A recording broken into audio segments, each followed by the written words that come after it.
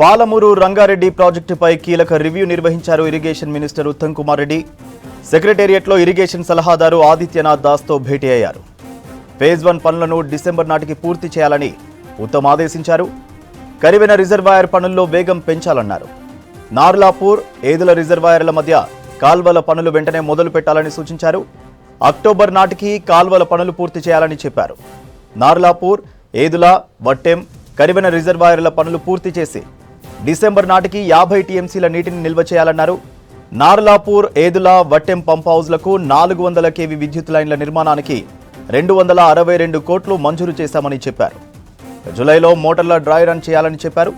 జూరాలలో పూడిక తీసి దాని పూర్తి స్థాయి సామర్థ్యం 12 టీఎంసీలకు తీసుకురావాలన్నారు ఉత్తమ్.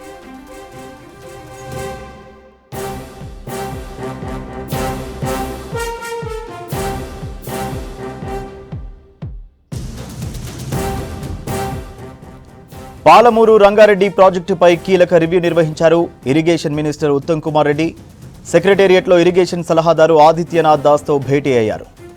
ఫేజ్ 1 పనులను డిసెంబర్ నాటికి పూర్తి చేయాలని ఉత్తమ్ ఆదేశించారు. కరివెన రిజర్వాయర్ పనుల్లో వేగం పెంచాలన్నారు. నార్లాపూర్, ఏదుల రిజర్వాయర్ల మధ్య కాల్వల పనులు వెంటనే మొదలు పెట్టాలని సూచించారు. అక్టోబర్ నాటికి కాల్వల పనులు పూర్తి చేయాలని చెప్పారు. నార్లాపూర్, ఏదుల, వట్టెం, కరివెన రిజర్వాయర్ల పనులు పూర్తి చేసి డిసెంబర్ నాటికి 50 టీఎంసీల నీటిని నిల్వ చేయాలన్నారు. నార్లాపూర్, ఏదుల, వట్టెం పంప్ హౌజ్లకు 400 kV విద్యుత్ లైన్ల నిర్మాణానికి 262 కోట్లు మంజూరు చేశామని చెప్పారు. జూలైలో మోటార్ల డ్రై రన్ చేయాలని చెప్పారు. జూరాలలో పూడిక తీసి దాని పూర్తి స్థాయి సామర్థ్యం 12 టీఎంసీలకు తీసుకురావాలన్నారు ఉత్తమ్.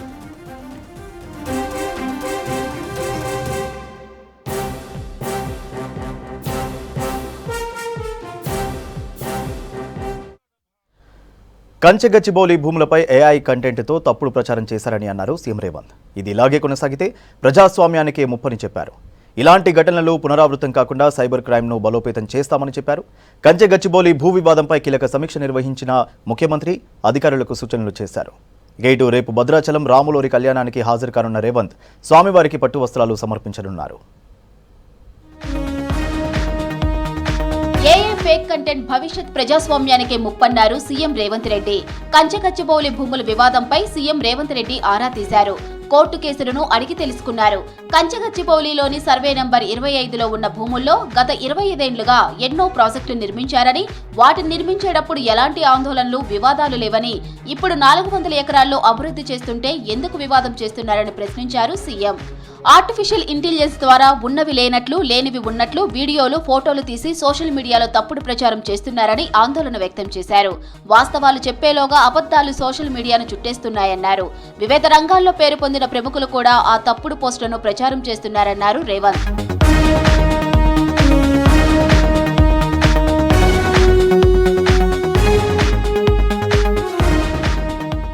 సున్నితమైన ఇండో-పాక్, ఇండో-చైనా సరిహద్దుల ఘర్షణలకు సంబంధించి ఏఏ ఫేక్ కంటెంట్ సృష్టిస్తే భవిష్యత్తులో యుద్ధాలు జరిగే ప్రమాదం ఉందన్నారు CM Revanth Reddy. Artificial intelligence ద్వారా తయారు చేసే ఫేక్ వీడియోలు, ఫోటోలు కరోనా వైరస్ ను మించిన మహమ్మారి లాంటివని సమావేశంలో ఆందోళన వ్యక్తం చేశారు. సమాజాన్ని తప్పుదోవ పట్టించే ఫేక్ కంటెంట్ తయారీపై విచారణకు ఆదేశించేలా రాష్ట్ర ప్రభుత్వం తరపున కోర్టుకు విజ్ఞప్తి చేయాలని అధికారులను ఆదేశించారు. మరోసారి ఇలాంటి ఘటనలు పునరావృతం కాకుండా సైబర్ క్రైమ్ విభాగాన్ని బలోపేతం చేయాలన్నారు సీఎం రేవంత్.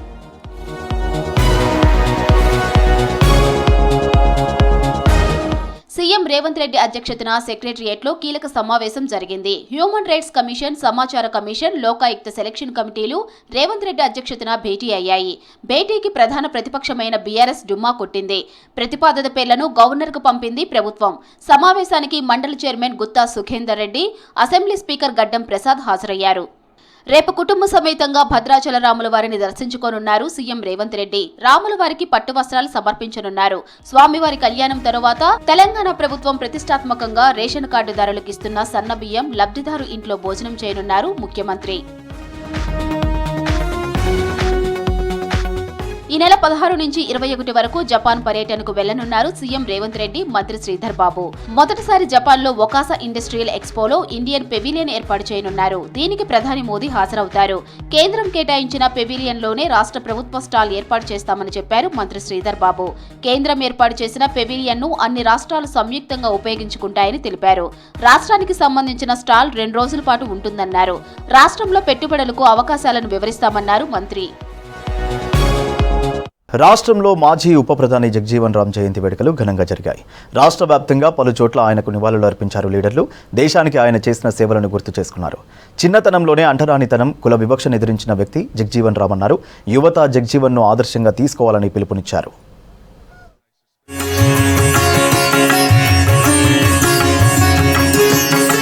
హైదరాబాద్ బషీర్బాగ్లో జగ్జీవన్ రామ్ విగ్రహానికి నివాళులర్పించారు సీఎం రేవంత్ రెడ్డి. మంత్రులు పూలమాలలు వేసి అంజలి ఘటించారు. సీఎం రేవంత్ రెడ్డి వెంట డిప్యూటీ సీఎం బట్టి విక్రమార్క, మంత్రి పొన్నం ప్రభాకర్ ఉన్నారు. ఈ సందర్భంగా దేశానికి, దళిత జాతికి జగ్జీవన్ రామ్ చేసిన సేవలను గుర్తు చేసుకున్నారు లీడర్లు. చిన్నతనంలోనే అంటరానితనాన్ని, కుల వివక్షను ధైర్యంగా ఎదిరించిన వ్యక్తి జగ్జీవన్ రామ్ అన్నారు స్పీకర్ గడ్డం ప్రసాద్ కుమార్. పదవులకే వన్నె తెచ్చిన నేత జగ్జీవన్ రామ్ అని కొనియాడారు. వికారాబాద్ జిల్లా బీజేఆర్ చౌరస్తాలో ఆయన విగ్రహానికి పూలమాల వేసి నివాళులర్పించారు స్పీకర్. జగ్జీవన్ రామ్ మార్గంలోనే సీఎం రేవంత్ రెడ్డి రాష్ట్రాన్ని అభివృద్ధి పదంలో నడిపిస్తున్నారన్నారు గడ్డం ప్రసాద్. అన్ని వర్గాలకు సమన్వయం అనే మార్గంలోనే రాష్ట్ర ముఖ్యమంత్రి శ్రీ రేవంత్ రెడ్డి గారి నాయకత్వంలోని తెలంగాణ ప్రజాప్రభుత్వం అభివృద్ధి సంక్షేమ పథకాలను తెలంగాణ ప్రజలకు అందిస్తున్నది. కుల, మత, ప్రాంత రాజకీయాలకు అతీతంగా ప్రభుత్వ పథకాలు అర్హులైన అన్ని వర్గాలకు అందుతున్నాయి. మహిళలకు ఉచిత బస్సు ప్రయాణం, సబ్సిడీ గ్యాసు సిలిండర్, ఉచిత విద్యుత్, సన్న బియ్యం పంపిణీ ఇవన్నీ కూడా అన్ని వర్గాలకు సమానంగా అందుతున్నాయి. బాబు జగ్జీవన్ రామ్ను యువత ఆదర్శంగా తీసుకోవాలన్నారు మంత్రి కోమటిరెడ్డి వెంకటరెడ్డి. అంటరానితనానికి వ్యతిరేకంగా జగ్జీవన్ రామ్ పోరాడారన్నారు. నల్గొండ జిల్లా కేంద్రంలో జగ్జీవన్ రామ్ విగ్రహానికి నివాళులర్పించారు మంత్రి. బాబు జగ్జీవన్ రామ్ గారి కుమార్తె గౌరవనీయులు స్పీకర్గా ఉన్నప్పుడే మనం తీసుకొచ్చుకొని అక్కడ భారతదేశంలో ఎక్కడ లేని విధంగా ఒక మంచి విగ్రహం పెట్టడం రేటు కాదు, విగ్రహాలు ఎందుకు పెడతాం? అప్పుడు చూసినప్పుడల్లా ఆ స్ఫూర్తి రావాలి. ప్రతి ఒక్కరికి కులపదాలకు అతీతంగా అందరూ కలిసి ఉన్నామని ఆ రోజు అంత పెద్ద కార్యక్రమం తీసుకొచ్చి మనము మేడం గారిని తీసుకొని ఆ కార్యక్రమం బ్రహ్మాండంగా చేసుకున్నాం. భారత మాజీ ఉప ప్రధాని బాబు జగ్జీవన్ రామ్ గొప్ప మానవతావాది అన్నారు కేంద్ర మంత్రి కిషన్ రెడ్డి. హైదరాబాద్ స్టేట్ బీజేపీ ఆఫీసులో జగ్జీవన్ రామ్ జయంతి వేడుకలు నిర్వహించారు. జగ్జీవన్ కు వ్యతిరేకంగా కాంగ్రెస్ పార్టీ అనేక కుట్రలు చేసిందని ఆరోపించారు. కాంగ్రెస్ పార్టీ అడ్డుకోకుంటే జగ్జీవన్ రామ్ తొలి దళిత ప్రధాని అయ్యేవారన్నారు కిషన్ రెడ్డి. జగ్జీవన్ రామ్ గారు చివరికి ప్రధానమంత్రిగా కాకుండా అడ్డుకున్నటువంటి దుర్మార్గమైనటువంటి పార్టీ కాంగ్రెస్ పార్టీ. గతంలో అటల్ బిహారీ వాజ్పేయి గారు కానీ, నేడు నరేంద్ర మోడీ గారికి కానీ వారి ఆలోచన విధానంతో మేము పాలన కొనసాగిస్తూ ఉన్నాం. దళితుల హక్కులు కాపాడేటువంటి ప్రయత్నం చేస్తూ ఉన్నాం. బడుగు బలైన వర్గాలకు న్యాయం చేసేటువంటి ప్రయత్నం చేస్తూ ఉన్నాం. అట్టడుగు వర్గాల అభ్యున్నతి కోసం పాటుపడిన వ్యక్తి బాబు జగ్జీవన్ రామ్ అన్నారు మండలి పక్ష నేత మధుసూదనాచారి. చిన్న వయసులోనే అంటరానితనానికి వ్యతిరేకంగా నిరసన తెలిపారని గుర్తు చేశారు. ఆయనకు కేంద్ర ప్రభుత్వం భారతరత్న ఇవ్వాలని డిమాండ్ చేశారు. తెలంగాణ భవన్లో బాబు జగ్జీవన్ జయంతి సందర్భంగా నివాళులర్పించారు బీఆర్ఎస్ నేతలు. ఈ దేశంలో ఉన్నటువంటి అణగారిన వర్గాల వారు సగౌరవంగా, ఆత్మగౌరవంతో బ్రతుకుతున్నారు అనడానికి కారకుడైనటువంటి మహానుభావులలో బాబు జగ్జీవన్ రామ్ గారు కూడా ఒకరు. కాబట్టి మేము డిమాండ్ చేస్తూ ఉన్నాం, తప్పకుండా బాబు జగ్జీవన్ రామ్ గారికి భారతరత్న పొందడానికి అన్ని అర్హతలు ఉన్నటువంటి మహానుభావుడు బాబు జగ్జీవన్ రామ్ గారు. కాబట్టి దేశం ఈరోజు వారిని స్మరించుకుంటున్నటువంటి సందర్భంగా భారత ప్రభుత్వం వారికి ఆ గౌరవాన్ని ఇవ్వాల్సినటువంటి బాధ్యత భారత ప్రభుత్వం మీద ఉంది అనేటువంటి విషయాన్ని తెలియజేస్తూ డాక్టర్ బాబు జగ్జీవన్ రామ్ అడుగుజాడల్లో దేశ యువత నడవాలన్నారు చెన్నూరు ఎమ్మెల్యే వివేక్ వెంకటస్వామి. మచ్చలేని నిస్వార్థ నాయకునిగా దేశంలో చెరగని ముద్ర వేశారన్నారు. పెద్దపల్లి జిల్లా కేంద్రంలో జగ్జీవన్ విగ్రహానికి పూలమాల వేసి నివాళులర్పించారు. కులరహిత సమాజం కోసం పాటుపడిన మహనీయుడు జగ్జీవన్ రామ్ అని కొనియాడారు వివేక్. పారిశ్రామికవేత్తలు తెలంగాణ వైపు చూస్తున్నారన్నారు మంత్రులు. దేశ ఆర్థిక వ్యవస్థలో తెలంగాణ కీలకంగా మారనుందని చెప్పారు. సన్నబియ్యంపై బీజేపీ తప్పుడు ప్రచారం చేస్తుందన్న మినిస్టర్స్, కేంద్రం వాటా 35% అయితే మొత్తం బియ్యం మోదీనే ఇస్తున్నారనడం సరైంది కాదన్నారు. అభివృద్ధిని చూసి ఓర్వలేకే బీజేపీ, బీఆర్ఎస్లు కాంగ్రెస్ను విమర్శిస్తున్నాయన్నారు మంత్రులు.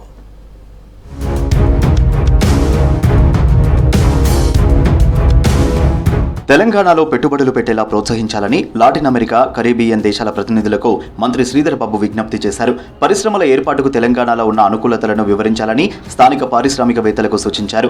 బంజారాహిల్స్ పార్క్ హయాత్లో గ్లోబల్ ఇండియా బిజినెస్ ఫోరం ఆధ్వర్యంలో నిర్వహించిన India, Latin America, Caribbean countries business conclave 2వ ఎడిషన్లో శ్రీధర్ బాబు పాల్గొన్నారు.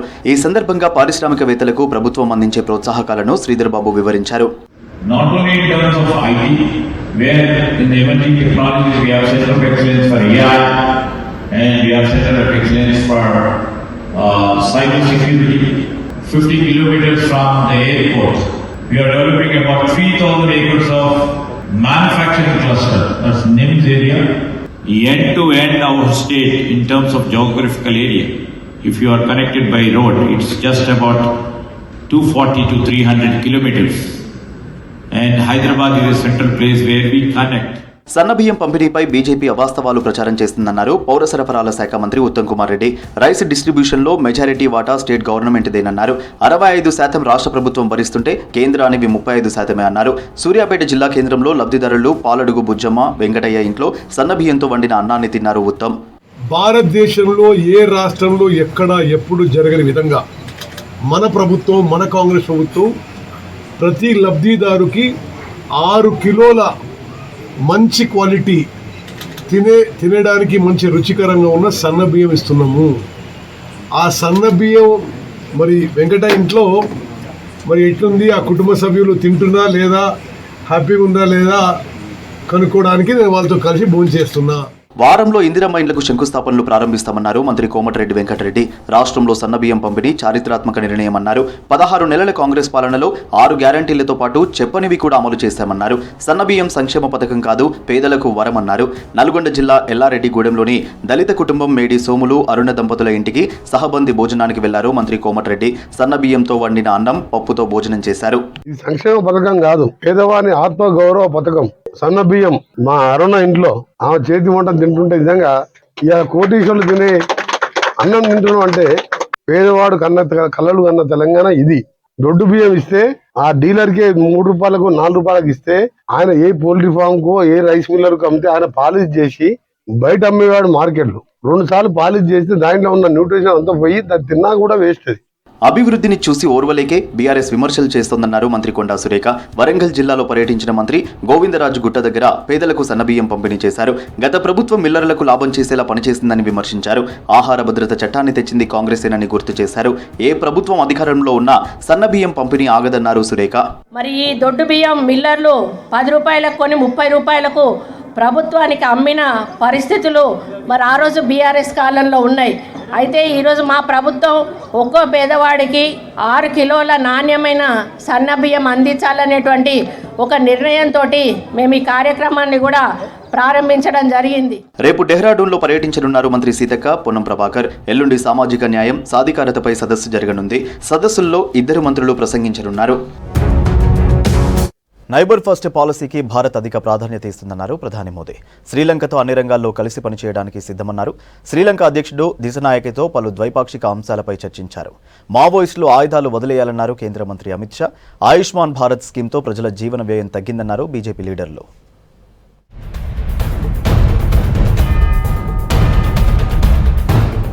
భారత్ శ్రీలంక దేశాల బంధం కాలాతీతమన్నారు ప్రధాని మోదీ. 2 దేశాల సంస్కృతి, సంప్రదాయాలు ప్రజలను కలుపుతున్నాయని చెప్పారు. శ్రీలంక పర్యటనలో భాగంగా ఆ దేశ అధ్యక్షుడు అనురకుమార దిశనాయకేతో భేటీ అయ్యారు. హిందూ మహాసముద్రం ప్రాంతంలో శాంతి సుస్థిరతకు కలిసి పనిచేయవలసిన అవసరం ఉందన్నారు మోదీ.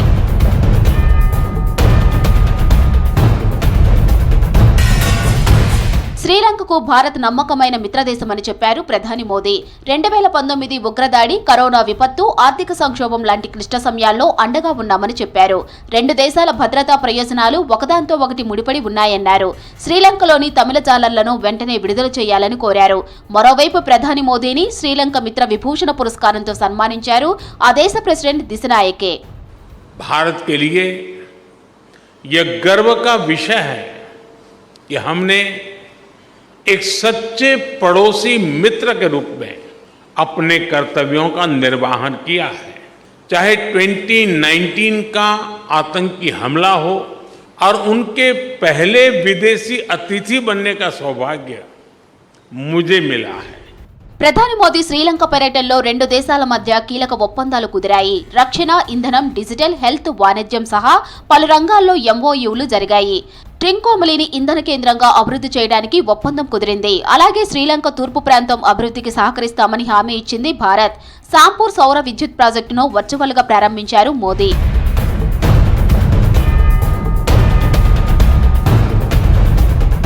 భారత్ను మావోయిస్టు రహిత దేశంగా మార్చడమే ప్రధాని మోదీ సర్కార్ లక్ష్యమన్నారు కేంద్ర మంత్రి అమిత్ షా. ఛత్తీస్గఢ్లోని దంతేవాడలో పర్యటించిన షా దంతేశ్వరి ఆలయంలో ప్రత్యేక పూజలు చేశారు. ఛత్తీస్గఢ్లో బుల్లెట్లు, బాంబులు పేల్చే కాలం పోయిందన్నారు. నక్సలైట్ సోదరులు ఆయుధాలు వదిలి జనజీవన స్రవంతిలో కలిసిపోవాలని సూచించారు. నక్సలైట్ రహితంగా మారిన గ్రామాలకు ₹1 కోటి అందిస్తామన్నారు అమిత్ షా. सभी नक्सली भाइयों को विनती करने आया हूं, आप हथियार डाल दीजिए, मेन स्ट्रीम में आइए, आप हमारे अपने हैं. कोई भी नक्सली मारा जाता है, किसी को आनंद नहीं होता है, मगर इस क्षेत्र को विकास चाहिए. नरेंद्र मोदी जी ये 5 साल में बस्तर को सब कुछ देना चाहते हैं, परंतु ये कब हो सकता है? वो तभी हो सकता है जब बस्तर के अंदर शांति हो. ఆరోగ్య భారత్ నిర్మాణానికి ఎన్డీఏ సర్కార్ కృషి చేస్తోందన్నారు కేంద్ర మంత్రి జేపీ నడ్డా. ప్రపంచంలోని అతిపెద్ద హెల్త్ కవరేజ్ స్కీమ్ అయిన ఆయుష్మాన్ భారత్ ను విజయవంతంగా అమలు చేస్తున్నట్లు తెలిపారు. 2014 తర్వాత ప్రజల హెల్త్ ఖర్చు భారీగా తగ్గిందన్నారు. ఢిల్లీ ప్రభుత్వం ఆయుష్మాన్ భారత్ లో చేరడంతో హస్తినా ప్రజలకు మేలు జరుగుతుందన్నారు నడ్డా. आज जो एमओयू साइन हुआ है इसमें लगभग 6.5 लाख परिवार यानी 30 लाख लोगों के बराबर 6.5 लाख परिवार 30 लाख लोगों को इसका लाभ मिलेगा.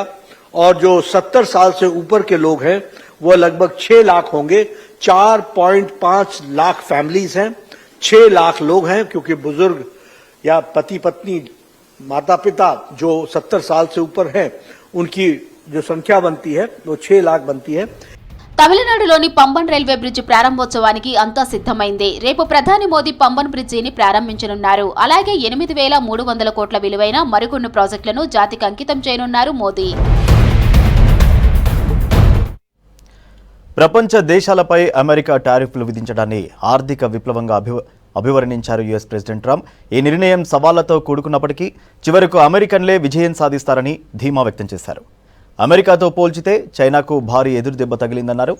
ఇన్నాళ్లు చైనా సహా అనేక ప్రపంచ దేశాలు అమెరికాతో అన్యాయంగా వ్యవహరించాయని తెలిపారు.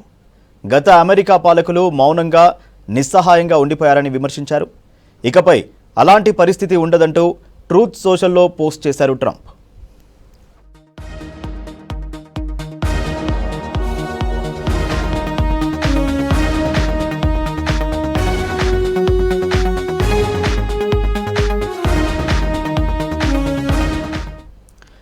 ప్రపంచ దేశాలపై అమెరికా టారిఫ్లు విధించడాన్ని ఆర్థిక విప్లవంగా అభివర్ణించారు యుఎస్ ప్రెసిడెంట్ ట్రంప్.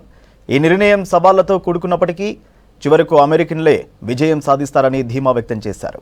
అమెరికాతో పోల్చితే చైనాకు భారీ ఎదురుదెబ్బ తగిలిందన్నారు. ఇన్నాళ్లు చైనా సహా అనేక ప్రపంచ దేశాలు అమెరికాతో అన్యాయంగా వ్యవహరించాయని తెలిపారు. గత అమెరికా పాలకులు మౌనంగా, నిస్సహాయంగా ఉండిపోయారని విమర్శించారు. ఇకపై అలాంటి పరిస్థితి ఉండదంటూ ట్రూత్ సోషల్లో పోస్ట్ చేశారు ట్రంప్. ఇవి బులెటిన్ అప్డేట్స్.